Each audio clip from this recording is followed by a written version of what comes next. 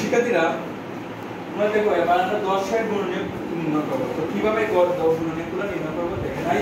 তো লেখো কত 10। এবার দেখো 10 কে কত 1 দিয়ে ভাগ যাবে, ঠিক আছে? 10 কে 1 দিয়ে ভাগ যাবে 10 থেকে 10, বুঝতে পারছো? এবার দেখো তো এবার লক্ষ্য করো, এবার এই একের নিচে একটা লিখে নিব, এবার গুণ। এবার 5 কে কত দিয়ে ভাগ যাবে? প্রথমে 2 দিয়ে দেব, 2 দিয়ে যাবে 5 5, 2 গুণ 5, বুঝতে পারছো না? বুঝো নাই? বুঝছি। ভালো করে লক্ষ্য করো, বুঝো কি? বুঝতে পারছো? ওকে।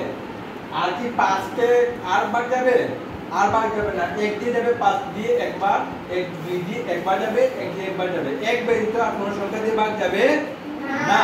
সুতরাং যদি 1 ব্যতীত কোন সংখ্যা দিয়ে ভাগ না যায় তখন গুণনীয়কগুলো নিয়ে নেব। 10 এর গুণনীয়ক। গুণনীয়ক। এবার বলো তো 10 এর গুণনীয়ক কি কি হবে বলতে পারবা? কে বলতে পারবা?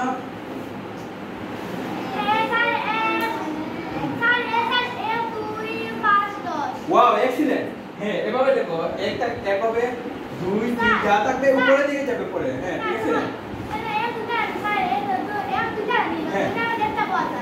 একটা এক আবার দিতে একটাকে আবার যাবে, একটা নেব, ঠিক আছে? সমস্যা না, ঠিক আছে? তাহলে 1 2 5 এই 10, ঠিক আছে?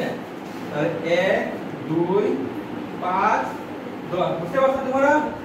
না বুঝো নাই? জি। এটাই হবে কাঙ্ক্ষিত উত্তর। এবার যদি, ঠিক আছে, বুঝতে পারছো তোমরা?